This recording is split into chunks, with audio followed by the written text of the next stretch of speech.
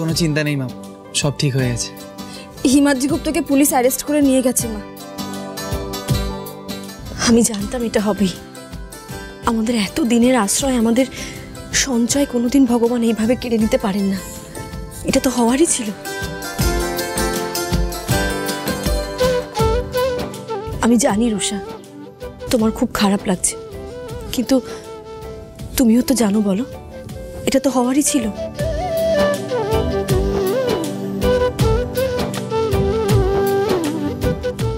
Aunty, তোমাকে একটা request করব, আজ থেকে তোমাকে মা বলে ডাকতে চাই।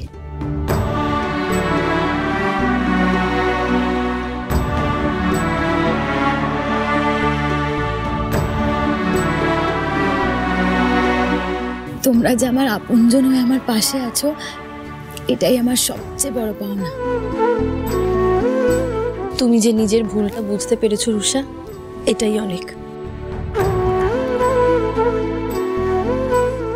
এই আনন্দে আজ তাহলে একটা পার্টি হয়ে যাক, কি বলিস? একদম। বৌদি, আজ বিরিয়ানি বানাতে হবে প্লিজ। ওকে।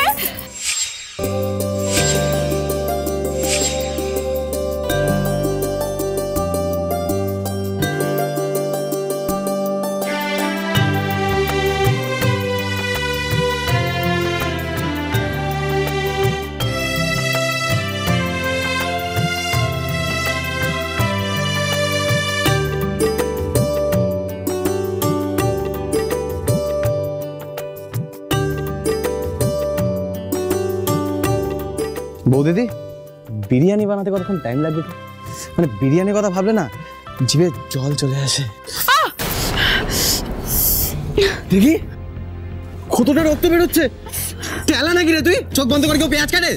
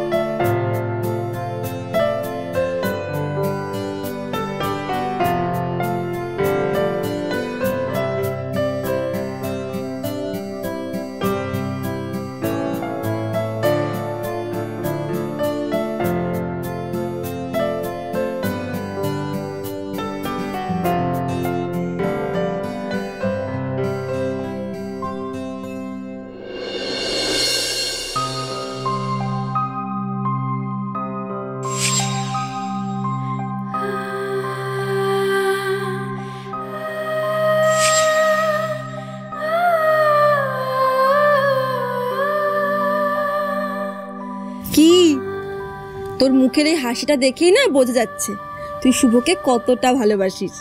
ধ্যাত ধ্যাত আবার কি? হ্যাঁ, ধ্যাত বলে কাটানো যাবে না। হ্যাঁ, আমরা সবাই বুঝে গেছি তুই শুভকে খুব ভালোবাসিস। কিন্তু ও আমায় ভালোবাসে কিনা কি করে জানবো?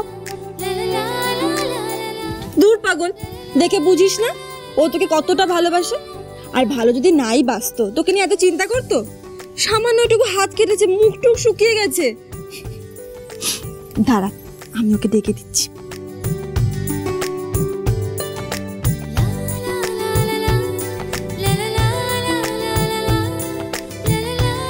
কি রে, বৌদি বলছিল তুই নাকি আমার সাথে কথা বলবি, কি বলবি বল?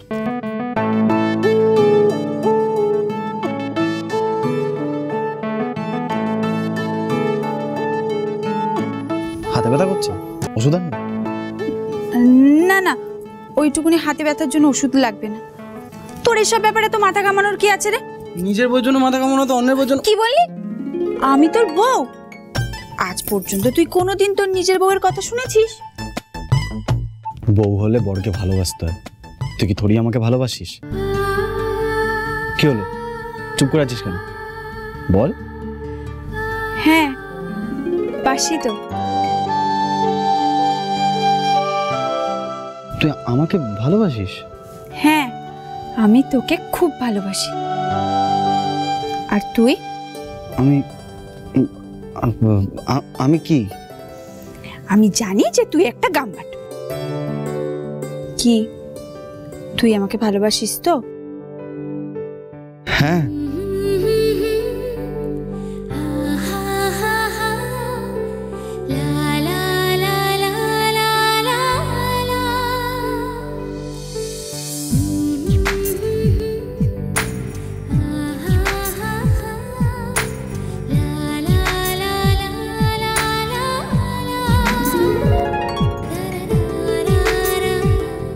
তুই আমাকে ছেড়ে কোনোদিন যাবি না তো?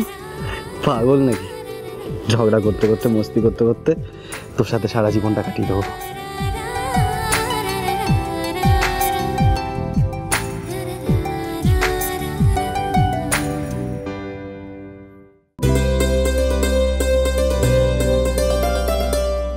আমি যাই গিয়ে মাকে চাটা দিয়ে আসি। হ্যাঁ।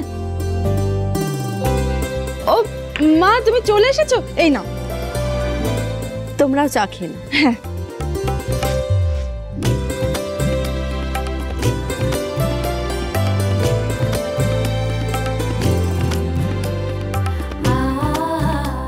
আজ সবাই মিলে কতদিন পর আবার একসঙ্গে বসে চা খাচ্ছি। সমস্ত দুশ্চিন্তার মেঘ কেটে গেছে, সবার মুখে নতুন ভোরের আলো ফুটেছে।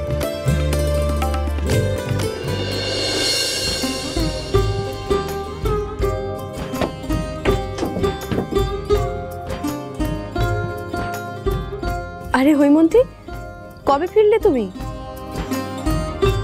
আজই ফিরেছি লক্ষ্মী, আর ফিরেই আমি সবটা শুনেছি। এই মেয়েটা তো আমাকে কিছুই জানায়নি। রোহিণী যা করেছে সেটা একেবারেই ক্ষমার অযোগ্য। ওর মাথাটা সত্যিই খারাপ হয়ে গেছিল। লক্ষ্মী, নেহাত তোমরা সবাই খুব ভালো, তাই ওকে ক্ষমা করে দিয়েছ। অন্য কেউ হলে ওকে হয়তো আজ সত্যিই থানায় যেতে হতো। যা হওয়ার তা তো হয়ে গেছে হৈমন্তী, এখন আর রাগারাগি করে কি লাভ বলো? আর তাছাড়া রোহিণীকে তো আমরা আগেই ক্ষমা করে দিয়েছি।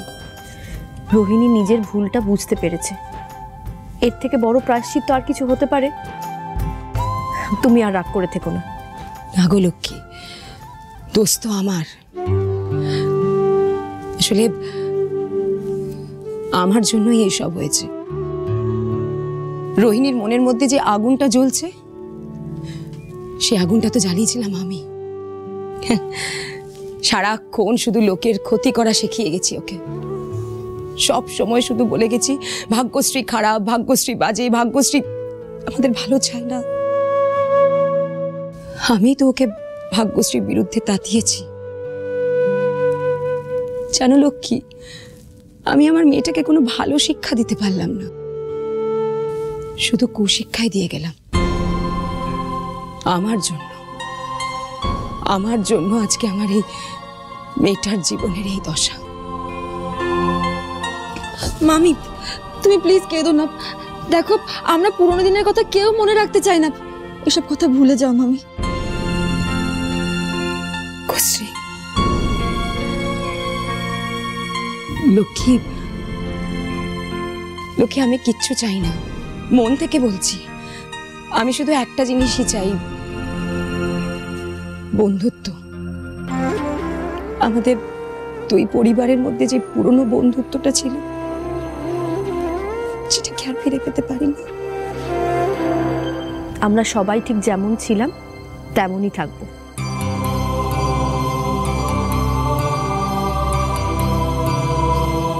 বৌদি, বাড়িতে আছিস নাকি রে? মৈনাক, আয় ভেতরে আয়। মা, চিনতে পারছো মৈনাক? ও হ্যাঁ হ্যাঁ, মনে পড়েছে, তোর বন্ধু মৈনাক। এতদিন কোথায় ছিলে? দেশে ছিল না মা, বিদেশে চাকরি করতে গেছিল। কিরে, তোর ওয়াইফের সাথে আলাপ করাবি না? ও হ্যাঁ, এদিকে আয়। ও হচ্ছে ভাগ্যশ্রী, আমার স্ত্রী।